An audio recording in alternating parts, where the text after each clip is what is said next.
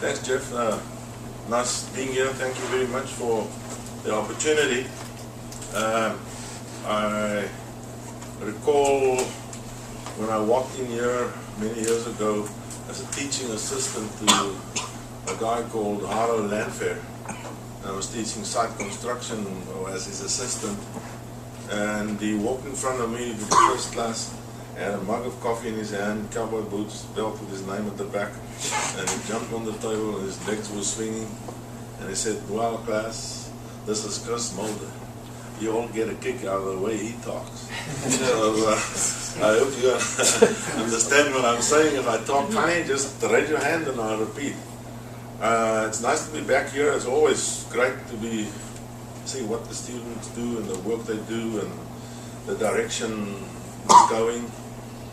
I'm at an age now where I can violently disagree with some of the stuff that I see. At my age, I can disagree with anything I want to. It really doesn't matter. Our practice and firm in the country is based on the East Coast, and over the years, we've hired 16, 17 graduates from this college to work in different capacities. Three of my professors came and worked for us as co-workers, and two of them got their PhDs.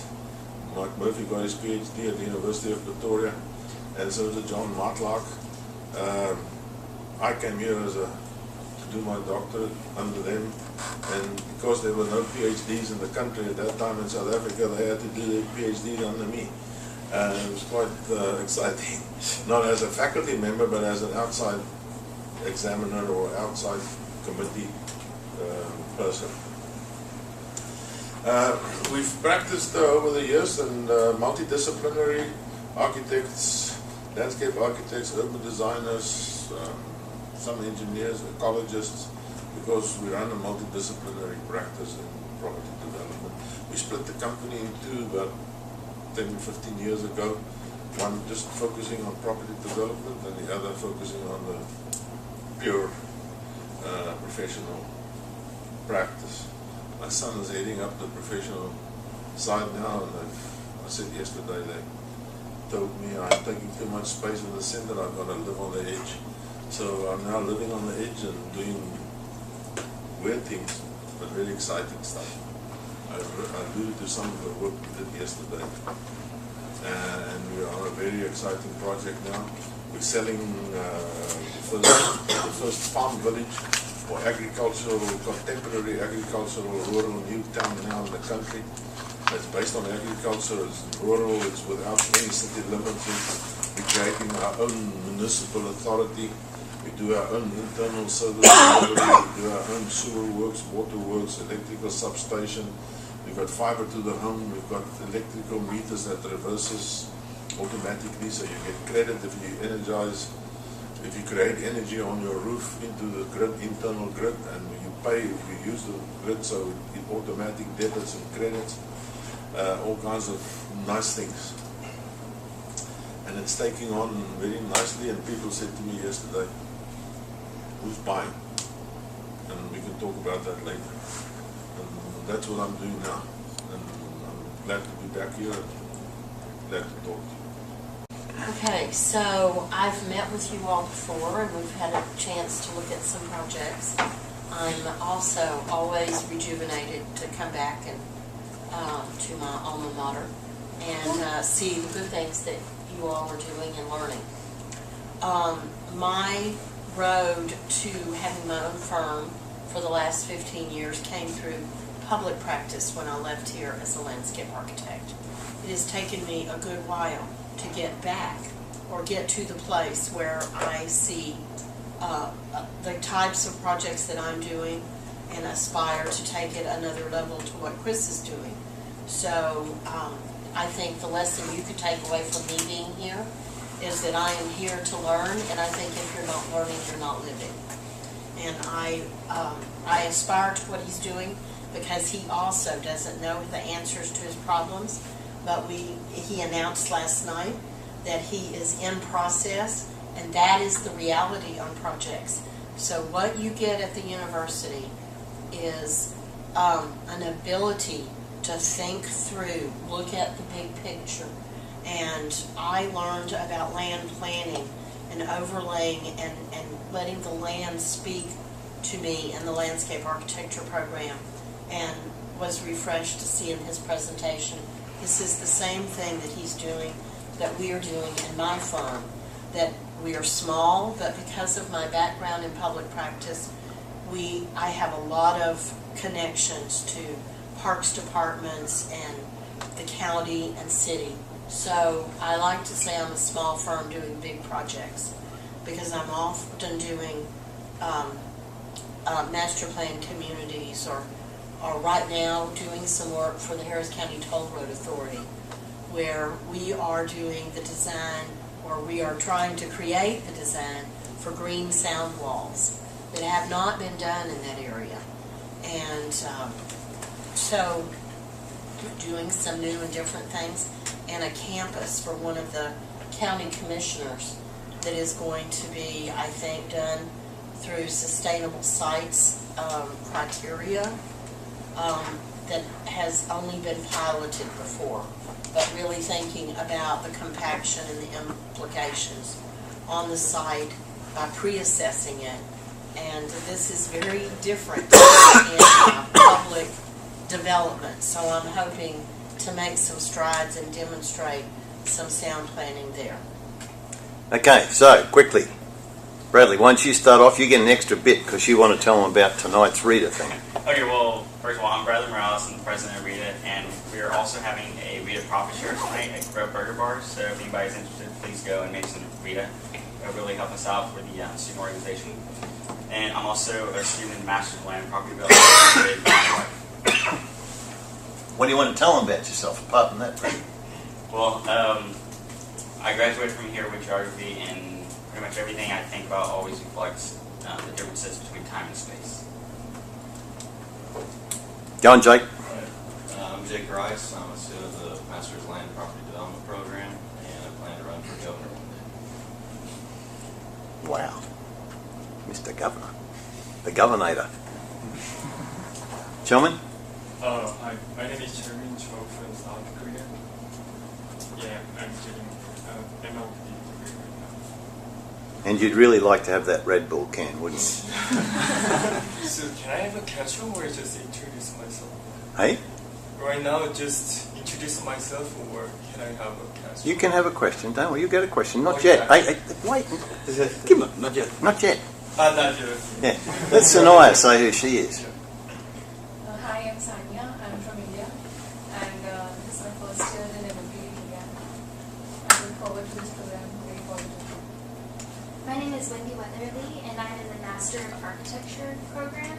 I'm about to graduate, and I'd like for you to know my final studies project is the Community Wellness Center of Hazarabad in Dhaka, Bangladesh. So it's a community project where we're looking at transportation and infrastructure, and it's a much larger scale development, but then also creating architecture within that space, like a community wellness center where the people could all come together. So I'm interested, as I'm going out into the real world, how I can incorporate a larger scale with a profession of architecture to get involved with the city and also have a license to practice. Hi, my name is Alexandra Abney, and I'm a first semester graduate student in the College of Agriculture and Ecosystem Science and Management. And I'm focusing on watersheds and management of small range areas. Not necessarily architecture. Still very interesting. That's Bruce Kreuter's department, is that right? I'm sorry? Dr. Kreuter? Dr. Kreuter? Yeah, he's in this department. Come on, Bobby. Hi, my name is Bardia Jahangiri. I'm from Iran. I'm a student in Master of Land and Property Development program as well as Construction Management program. One thing about me is, considering my background in architecture, I'm trying to find out different things and different space of built environments through architecture, construction, and real estate. Hi, I'm Enrique Clary. I'm from Guatemala. I'm an architect, and my dream is to build a career here in the United States, and then in a distant future take it back to Guatemala and develop there. Howdy, my name is Merrie. I did my architecture undergrad here, and I'm now in the Master in Land and Property Development program, and I want to be a developer in the future, so I want to be in business for myself. Hi, my name is Yan Zhao. I'm now in the Land and Property Development program, and I also got my first master degree of landscape architecture from our department. I'm very interested in sustainable development. My name is Corin Breeding. I'm originally from Athens, Georgia. I'm a first-year, second semester student in the Land and Property Development program.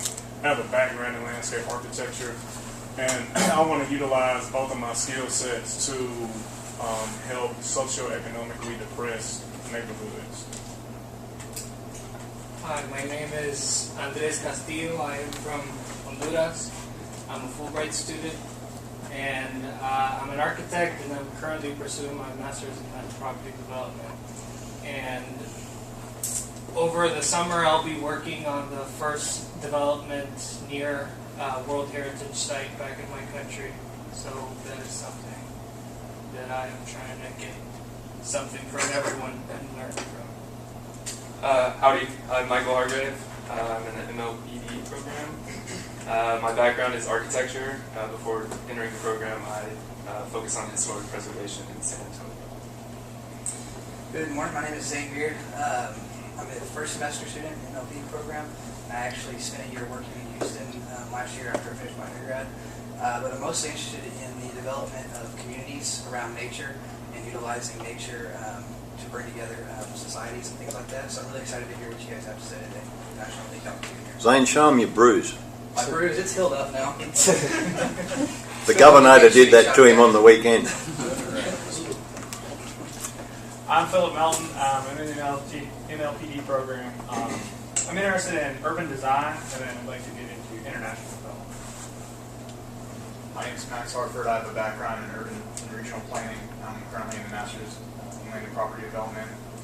I'm interested in hearing about, with the planning background, hearing about how y'all's skills in public engagement have served you, and kind of what, if there's anything we can take away from that, I'm interested in hearing about.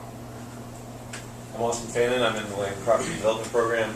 I have a background in hospitality, event planning, living centers, hotels.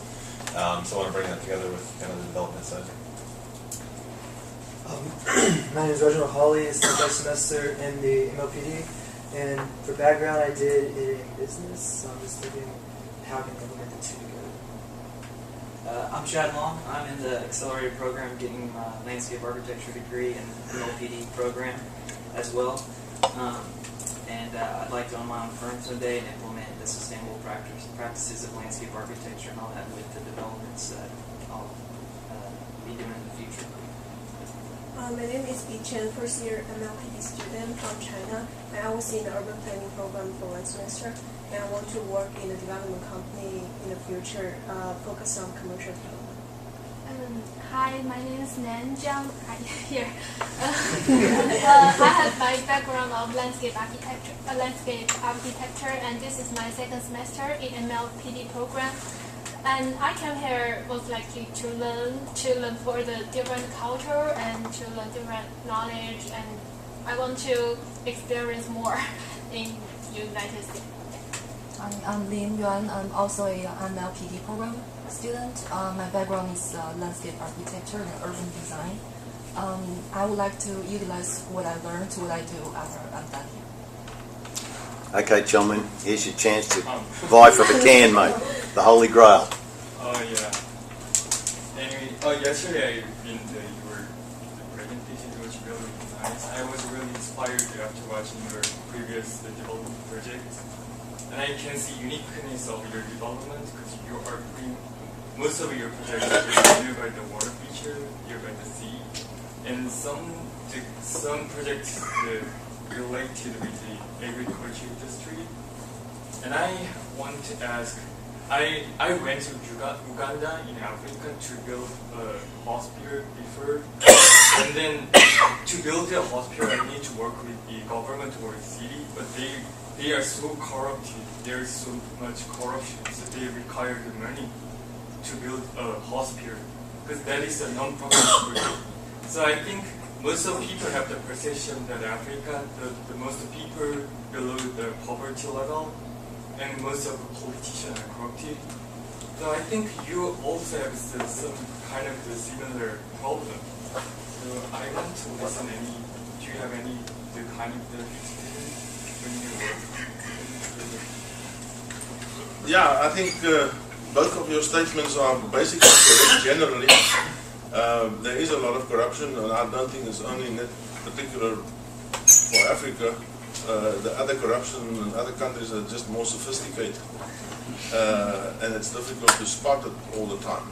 But it is there, and you must, as an individual, as a professional, must make up your mind if you're going to participate that willingly or not willingly, or whether you want to do.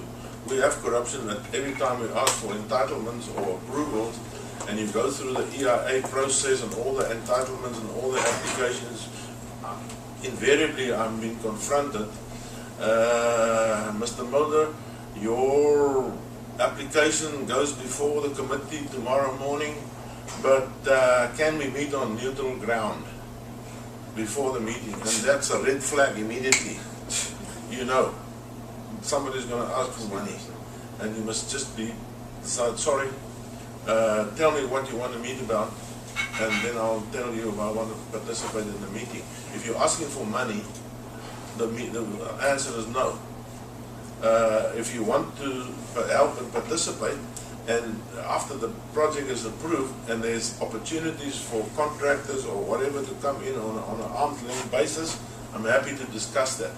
If you're willing to work and help approve, tell me what it is you can do, and then we can talk about it. But it's very difficult. Like I said, where we're from and where we work, it's sort of expected, and there's a big cultural thing. You know, I can't say it's for one country. I lived in China for 3 years. I worked in Beijing for 3 years, 95, 96, 97.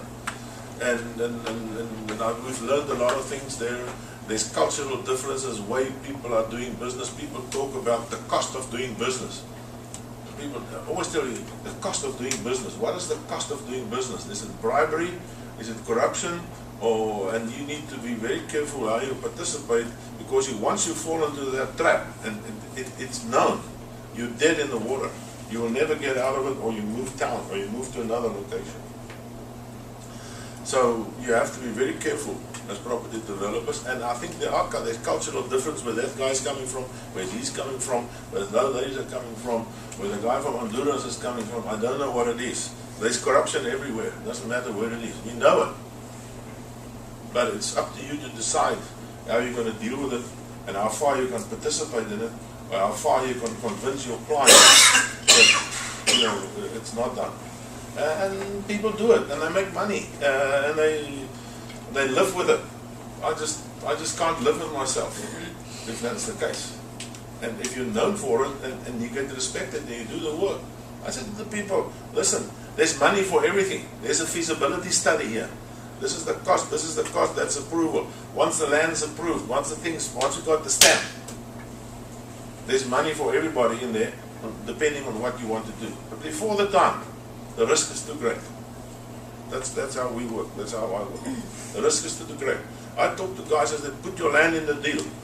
People say, oh, you developers make so much money. There's a perception out there, developers make money. Developers are greedy. Developers are thick-skinned, they don't care, it's just money. It's not that easy. There's a hell of a risk that you take, and you have to decide how much risk are you willing to take in terms of bribes, offers, whatever is on the table. I normally say, when a guy comes to me, we want to develop this thing, you want to participate? I look at it, if I like the price, I say, yeah, I want to participate, what's the deal? Okay, the land price. Let's first fix the land price. What's the basic land value? Is it ag land now? Is it agriculture? What is the agriculture value? Let's write it down. Let's get a valuer. value the agricultural land. Then we've got to go through a 2-year process to get entitlements. Once we get the entitlements, the value is normally 3 or 4 times the pre-approval value.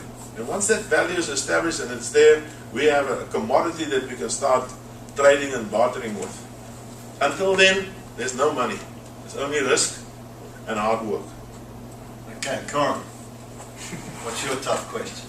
Actually, it kind of lies within the same premise. I kind of want to piggyback on the question I asked you yesterday, and that was pertaining to how... Oh, nicely done, Corin.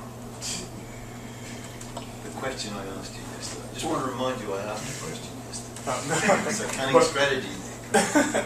No, but it pretty much dealt with, you do such great work, inspiring work in South Africa. And there's a movement right now between the northern African countries to rid themselves of colonial rule, that's where a lot of the corruption lies, and become more independent as a nation. And my question to you yesterday was, do you plan to get involved in that? And you pretty much kind of gave a similar answer, like you have to be careful how you get involved within that process. So my new question is, for someone like me, who I eventually would love to do international development in countries like Africa, because I told you my inspiration comes from trying to revitalize socio-economically distressed communities. So what would be the solution for someone, or the process for someone who wants to involve themselves in that? How would they go about, I guess, finding out more information, how they can be involved or make a difference? Again, I cannot enough stress the cultural differences. I know a little bit about the Chinese culture. I've learned there. I've made it my job to understand what's going on. And I know just this little bit. I don't know what's happening in South America or Iran or where he's coming from. But in Africa, I've grown up there, 3rd generation. I speak one of the languages, one of the 11 languages. I think I understand the people. I think I'm an African. People say, how can you be an African? You're white. I said, yeah, I'm a white African. What's the difference between a white African and a black American? Same thing. I've been born there. I've got no other land. I've got no desire to live anywhere else in the world. For me, it's the nicest place to live.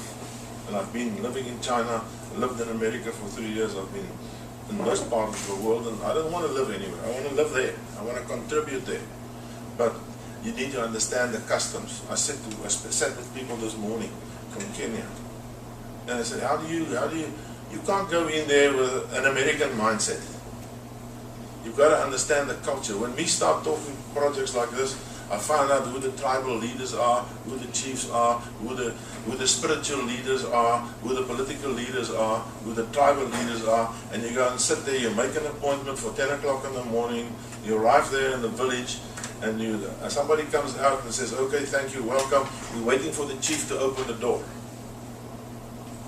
Now in your mind, there's some door that's going to open. There's no door, there's just an entry. But you sit outside and you wait. It's 10 o'clock. It's 10:30. Jeez, the meeting was scheduled for 10 o'clock. It's 11 o'clock. And eventually the message comes, the chief has opened the door. And you go in to say, hi chief, how are you doing? How's your children? Are you healthy still? Have you had good rains this year? What's the crop look like? Is the goats fat and the cattle breeding and everything is done? And then eventually you start talking about the business and you understand. And they said, okay, this and this and this and this and that. Eventually you don't come and say, I've got an idea for your plan. This is the plat of your land and this is what it is and here's the plan. It doesn't work like that in Africa. Emails and stuff is not that important. What's important is this and this and this and this. And you've got to earn your reputation, you've got to earn the trust. You don't earn it by emails and contracts and feasibility studies first. You understand the culture, you need to understand the culture and how it works. And then you have community meetings and the chief tells you, the community, this man wants to do this, and you get feedback and you write it down, and you come back and you make a plan, you get feedback, you write it down, eventually you get the trust. And then when you start, they say, we're going to bless this place. We're all happy now, we're going to bless it. How do they bless it? Bring in a cow.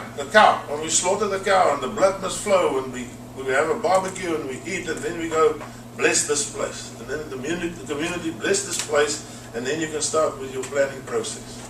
Those are just simple things. Things that you don't know about, things that you have to learn. Otherwise, you're dead in the water. Jeffrey, if I may. I don't know anything about Africa and have not lived, I have lived short times, but not worked internationally.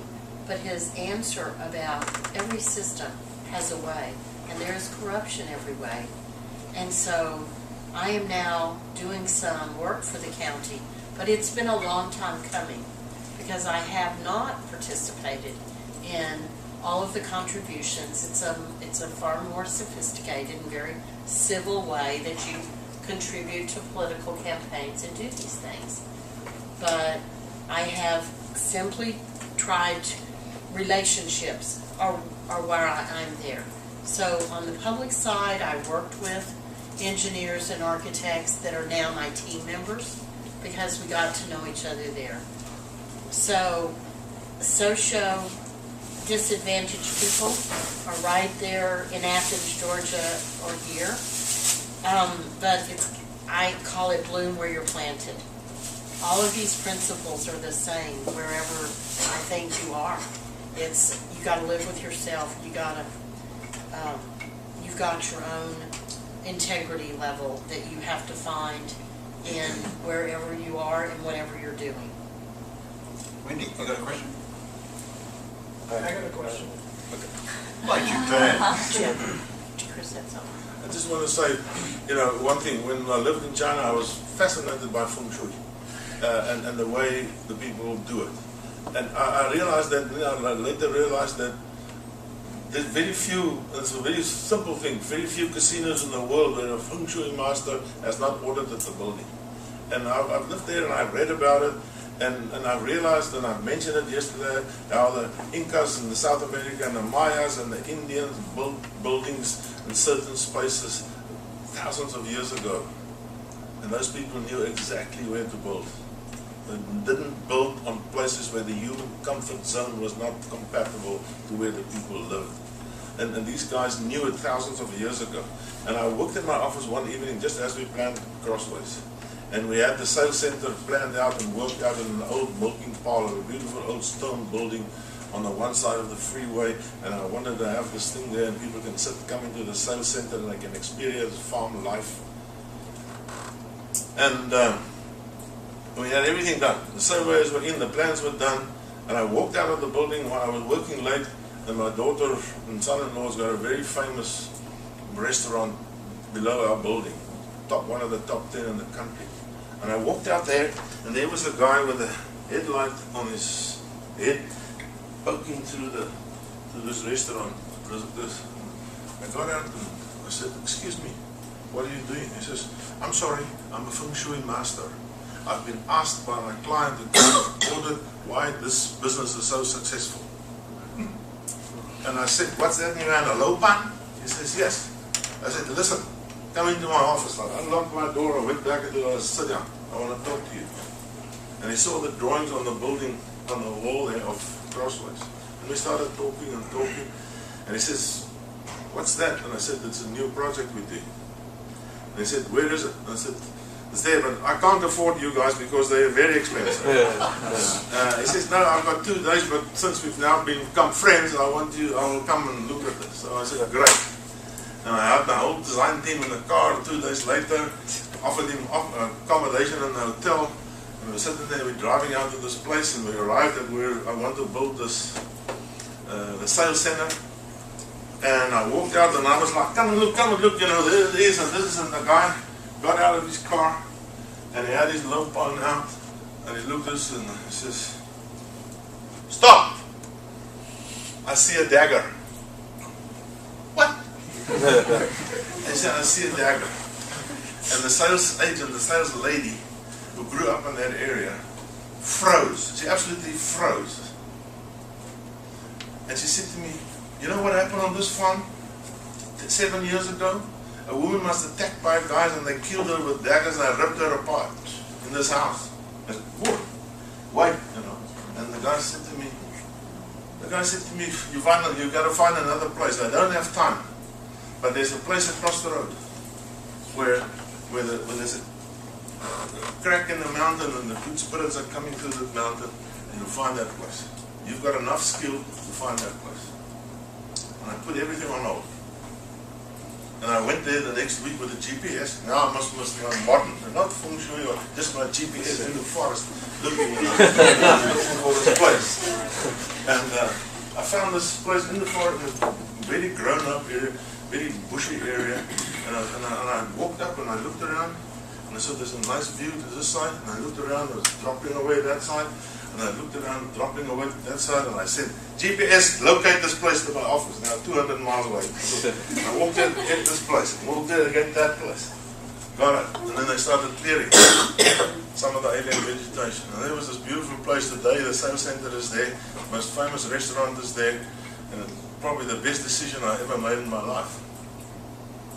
And it's just because you need to understand there's a lot more than computers, site analysis and slope analysis and soil testing and all kinds of other stuff. If you have a sensitivity to other cultures and what other people can teach us. And that's just one very, very vivid experience in my mind. If I haven't lived in China, I would have never known about it. If I haven't experienced this stuff, I would have never known about it. And that's what this time University of Life teaches you. Wendy, you ready? Okay, I'd like to ask you about the relationships you have with architects. And since my background is in architecture and I'm going to get my license soon, how can I incorporate all that I've really come to love about this class, the things we're learning with sustainable development, with a developer's standpoint? How can I interact with the city as an architect and create places and streetscapes and get that policy and implementation of actually creating these standards within a community to create developments like that? Do you have any advice for me? Well, I think that when you begin, it's relationships, as he said. It's finding team members, co-professionals that see the world the way you do. It's paying attention to people and what works. So you may have training as an architect, but having a sense of place. What you're learning in land development it's all about a sense of the place.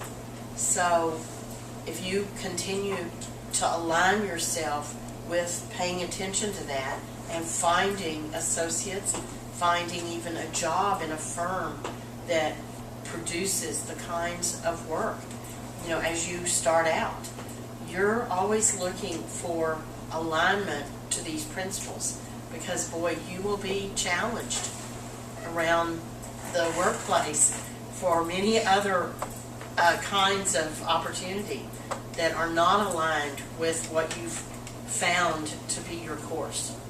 So I think that personal relationship and paying attention to people is exactly right on. I also think, it depends on what you want. You could be an architect, pure, simple, do fantastic architecture work, and you will do buildings, or you do a hotel, or you do residences, or whatever. It depends on what you want. Once you go into property development, bigger, planned unit developments, larger scale projects, there's no single discipline that can do that. I believe either an architect or a landscape architect should be urban designer. Possibly the urban designer will be the lead principle, but you've got to rely on other principles: electrical engineers, civil engineers, mechanical engineers, cost engineers, ecologists, botanists, soil scientists to help you drive the process. Because if you don't do proper site analysis, I think we in the landscape program or ecological program need to understand the land. You've got to be able to read the land. Like I read the land there with my little GPS. Once this guy told me this is not the right place. You've got to understand soils, vegetation, drainage patterns, wind. You need to get to the situation where those ancient people had a deep understanding of the land. I'm talking about large-scale projects now. I'm not talking about zone city blocks or whatever, because there's very little you can do Again, you get a piece of land, it's permitted, there's BOC attributed to it, there's access attributed, there's hookups attributed, there's very little you can do about that. But if you get into a site where there's a lot of trees and vegetation and streams, I think it's of utmost importance to understand the natural systems first. And then do your site opportunities, do your site constraints, overlay it and get the potential. The potential is basically what I said yesterday. In my mind, with the work we do, there are 3 land uses: conservation, agriculture, and human settlement.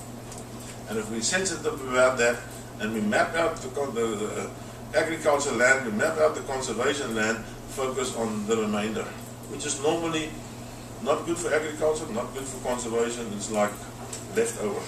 I call it the leftover land where you can build on. If we want to be really sensitive and really honest to ourselves, that's the only way you can do it. Andres, your turn. Okay.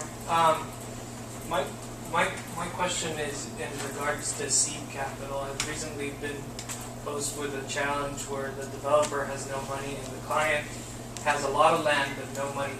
So we don't even have money to do the site survey. So what are some creative ways into gathering some seed capital to start a project? You want me to answer? Yeah. It's not an uncommon problem. 95% of the projects are like that. The developer hasn't got the money. He's not a developer. If he hasn't got money, he's a potential developer, or he's been burned. The owner normally hasn't got money either, the landowner. And the only way for you as a creative person is to put a concept together. And I hate to tell you this sometimes, and I always tell students, when a guy comes to you and says, listen, I've got the land, I've got the development, you can draw a couple of sketches. Quick, man, it's quick. You just draw a couple of sketches. Not very quick, it's difficult. And you put your most creative thoughts into that first concept. Your most creative intellectual capital as a designer goes in that first concept. And if you're willing to sell your most creative and most intellectual capital at a guy that tells you, you do it at risk, you do it pro bono, and when we all got the approvals, we all share. Who's taking the risk? Not the developer, not the landowner, you, with your intellectual capital. Be aware of this. If there's one thing you work out today in your mind, one thing you walk out of this room today, when a guy tells you, you do it at risk, or you put in the grafting work first, and then we all share later. Be very, very, very wary. I've got a philosophy, I'd rather do nothing and lose money than work and lose money. So sometimes you've got to weigh the options. If it's a really good potential and you've got a really good gut feeling and your gut's going to get burned sometimes, you're going to learn out the hard way, but your gut will later tell you, this is a good project, this is a client with integrity, there's a project in here. Then you tell them, I'll do it at risk, but what's the reward? My fee is 100 to do it normally. But if you want me to do it at risk, my fee is 300. Get it in writing. Because then you're part of this, you share part of the profit. You don't only share in the risk. So the banks are very tough. You will normally not get a bank to give you money on untitled land or not approved land. The idea is to get the land valuation of the raw land, talk to the landowner, tell him, you put in the land, you're not going to get money now, we're going to purchase the land once we've got the entitlement right, because then you've got value, then you've got something you can go to the bank with. Say, listen sir, I've got this land, here are the entitlements, it's worth so much, here's my feasibility, it's worth so much. Maybe if you're lucky and the client's got a bit of clout, or the developer's got a bit of good standing with the bank, you can get a loan or a mortgage, and then you can start doing it. But those are the pitfalls. Beware of doing work at risk, unless you really like the project, and you can afford to do a week, 2 weeks, a month, or 6 weeks work of grafting at your drafting board, and create a project. And remember, you're putting in your most creative time, your most valuable intellectual capital, what you've been trained for in that first concept. Not later on. Your first idea that you give to the client that he buys into is the most important thing. You guys spoke about collaboration and interdisciplinary teams. We just came off a project where we had to kind of work with construction managers and architects to develop an entire development concept. And I wanted to get your insight as to what's the keys to working with other disciplines in order to bring the best out of them and out of the project. I think it's the most important key. I would position myself, and we are all the same position. You're in the position to lead that team. Not the engineer, not the town planner necessarily. The urban designer, architect, landscape architect in the best position to lead that team in the beginning. I'm talking about large-scale projects now. I'm not talking about zone small little properties or something like that. But to assemble the best team you can, and it's an open table. When you sit around the meeting, your idea, whatever your profession is, or your idea as a cost engineer, or your idea as an electrical engineer, are equally welcome.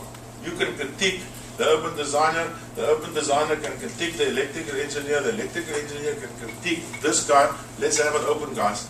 We're all here to get the best result. And what works best, if you have one or two guys, unfortunately we have them, and we start the ideas. As we do the ideas, we sit around in an old-fashioned way and we get cookies and pens out and we draw. And we draw and says, is this what you're saying? And get the client involved and sometimes get the public involved. Especially I hear too, the charrette. It's a charrette, you know what a charrette is. But the community and the community involvement in the team. But prepare yourself first. Get your ideas sort of roughly drawn out. Don't get into a community meeting or a public meeting with nice drawings up front. They perceive that you've already made up your mind. Let the idea and the ownership come from the community and lead them. Prepare yourself before the time. Don't put it on the table. You have some drawings and say, is this what you want? And is this what you want? And is this what you want? And that the community and the people in the community become part ownership of the idea. Demarius, the only thing I would add to that is that leadership is important, because sometimes I find myself, I call it consensus building. Yep. And what happens is you get someone overbearing.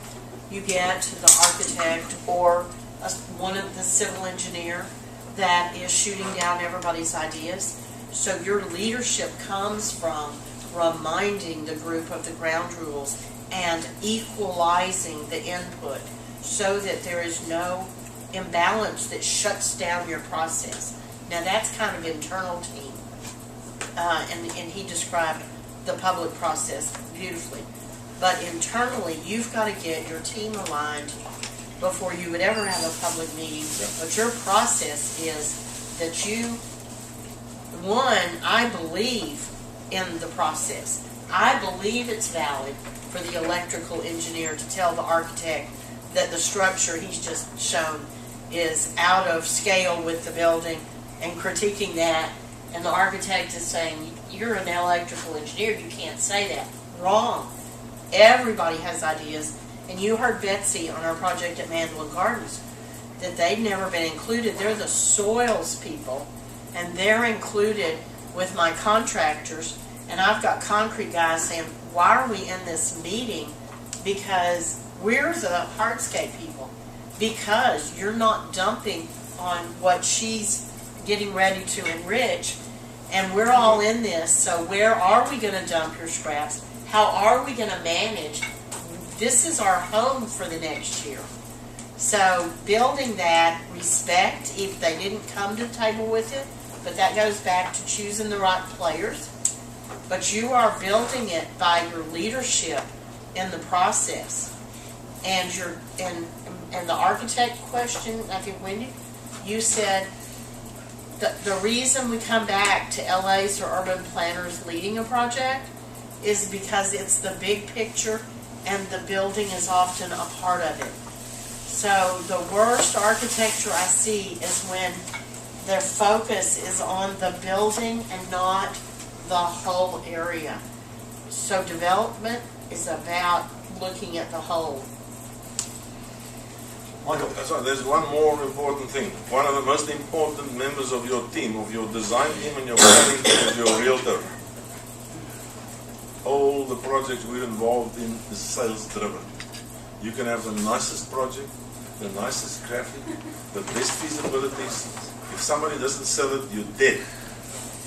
So your realtor is the most important thing. I don't tackle a project without the realtor sitting in at the first conceptual meeting and stays involved in that meeting. In every planning meeting, in every design meeting, the realtor has to be there.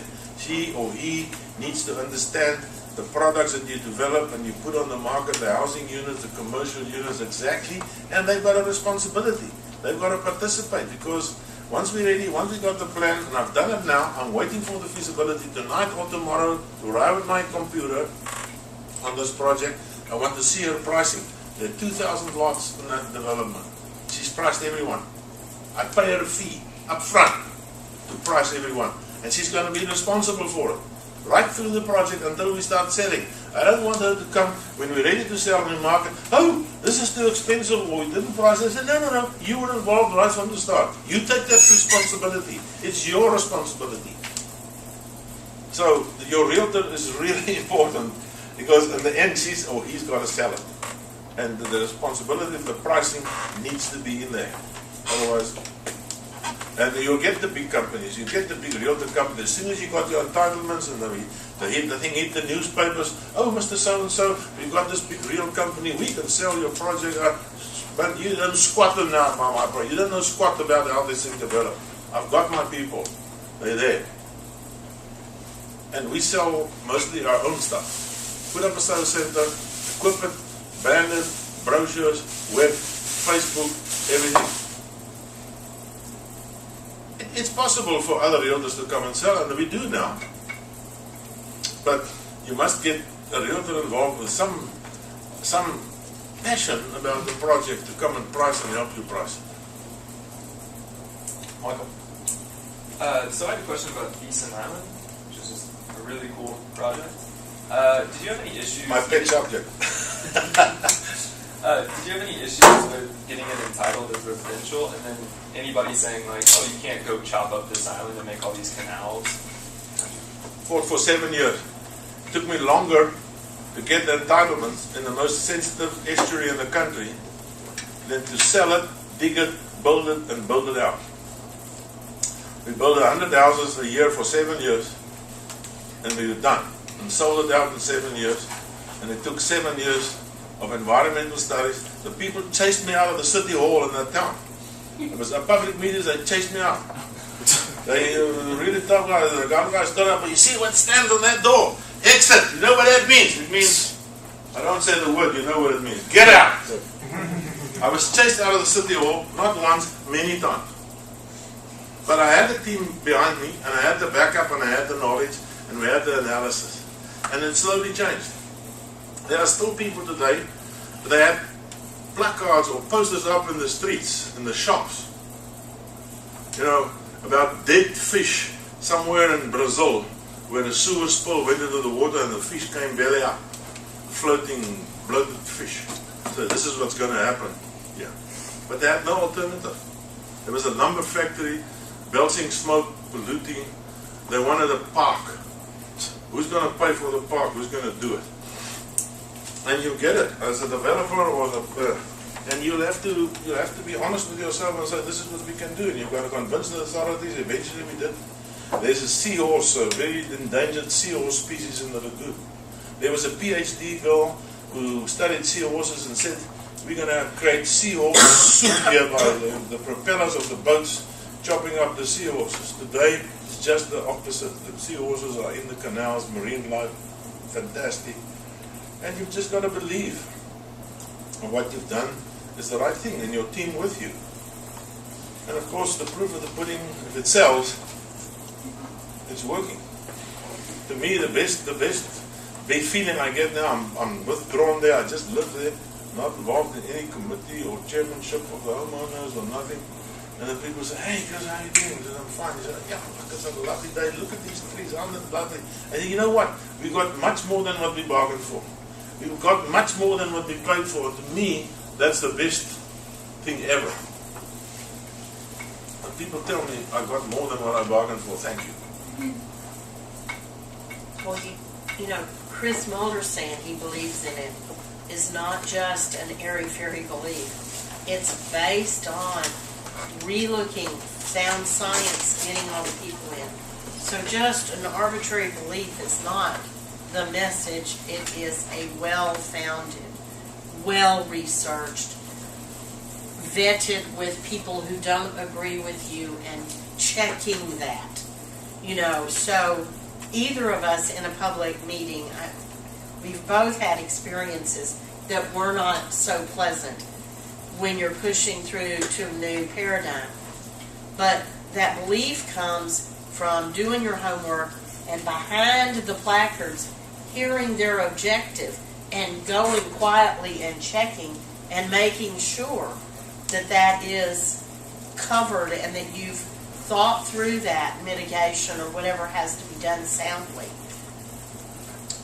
On those placards we had after we had the entitlement, we started digging and we contractors were on site and everything was going well. We had I love an on-site barbecue with the contractors, and we were digging with one of the yellow machines, and I said to the contractor, you know, order some meat and beer, and we'll have the first Friday afternoon, we'll have this big on-site party. And I said, where are you going to get the meat? There's no from the butcher in town. I said, whoa, wait.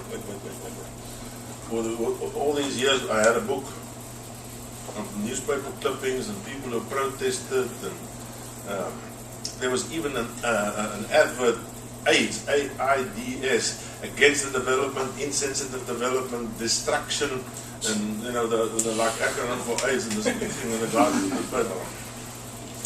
I said, let me just check. Phoned my office and said, this butcher, I recollect something, he had a poster against the development, and now you want to buy meat from him for our first party. Office phoned back and said, yes, you know, this is this guy. I said, no, forget it. You're not going to buy meat from this guy. So the guy phoned the butcher who already ordered the meat. He says, listen, we've got to cancel the meat order for 300 people in the site. The guy says, why? There's no way, you were against this development and we're not buying from people who were... No, I made a mistake. I was out of town, and when I came back I saw the poster and I immediately told my people to take out the poster. There's little funny, nice stories about it. You still buy the meat? I still bought the meat, yeah. But there was softy. There was another guy, the first contractor, the guy who put the AIDS thing in, the first contractor, subcontractor to clear the vegetation. It was like a site clearing contract, and they had a small contractor under the main contractor. He had a small bulldozer and a couple of trucks. And I had a quad bike with a long red flag on, which I drove on site every day. And I saw this truck coming here with a load of timber that just loaded his name on the board. Give me this truck, the guy's name. Okay, I said him, yeah, it's him. I said to the main contractor, stop the contract. Why? I said, no, this guy, look at what he done.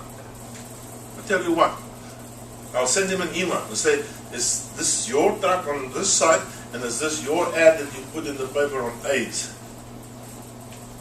He said, yes. I tell you what, you can continue with the contract if you put the same ad in the paper and you retract your accusations. I'll give you 4 days. You didn't do it, so I cancelled the contract. Yeah. Austin, you got pole position up there, so you got the right to ask a question. So both of you, own your own firms at this point in your career, and a lot of us want to get to that point. What advice do you have from getting to? I mean, Merrie works in the public sector, and then switched to owning your own business. What kind of tips do you have for people, working and then making that transition? I like to say there are no wrong roads, because whichever road you're taking, if you're doing the very best that you can do, and I have hit students coming out and young professionals that go, well, this isn't really my real job, so they're kind of slacking, they're there for social reasons. that pattern isn't going to change. The ones that I see that come through my office that become business owners come in the first day treating my business as if it is theirs. And they finish their work rather than, 5 o'clock, I'm done, even though this task isn't done. That doesn't last very long. But if you go about your careers and every job you have is as if your own business, then you have a chance of getting there and being successful, I think. Yeah, I think when I started out as pure consultancy and I realized we also had, I must admit, we had about 5-6 years after we started, we grew very quickly, almost too quickly. And I got a management consultant in. He sat, and it's now 28 years later. He's been in 4 times, the same guy, every 7 years. And we as a company with all the people we sat down, said what it is that, what do you want to do? What do you want to be known for one day? That was the question. And we cited that. We wrote it down, and we did a SWOT analysis, and we did who we are, our ability to compete, who are our competitors, and where do we want to position ourselves. And we wrote it down, and almost like a little thing you could look at every week or every day. What did we say we want to do? And you put it back, and you keep it in mind, and you go.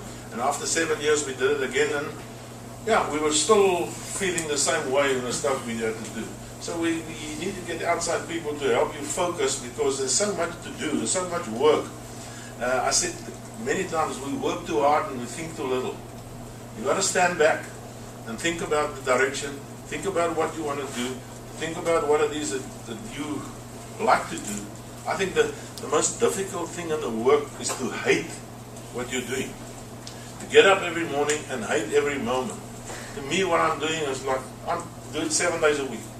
I get up Saturday, watch a ball game, or I go to shopping, or I go to a farmer's market, have a nice meal, come back, take out my computer, read up things. Sundays, go to church, or Sundays I don't, and then I read again and I work again. My work is not a work, it's my life, just what it is. I'm not saying it's the right thing. I'm not saying you've got to not do it. We were fortunate, my wife and I were both in the company. We started it together. Our kids grew up in the company, and that's all they know. But I think you've got to decide. We got into property development because we created our own projects almost. People come, say, I've got this piece of land, and you're going to get it. And like you mentioned, there's the land there. I've got this piece of land. What can I do with it? And I would like to think I've got the ability to read a piece of land and get ideas. And that's how we got into it. You can, I was very much against risk work, but if you really like it, you can tell the guy, okay, I will do a master plan for you, but I want 15% of the action. Cut me in on 50% of the stock, or a percentage of the land if I get approval. You don't want to have money to pay me. The developer hasn't got money to pay me. You want to use my skills. I'll develop a master plan for this land, but I want 10%, 15%, 20% of the action. He's gonna negotiate with you. So start a bit higher. Set in your head your minimum percentage and shoot double. Maybe you get it, maybe you don't, but don't. And that's the only way to get equity in a development. And if successful, you get 10%, then you get 20%, then you get 25% as you grow bolder and bolder and bolder. And that's the way to start. That's how I started. Okay, we're just about at time. So Chalman and Corin, you need to step forward. You need to get up, come out the front here.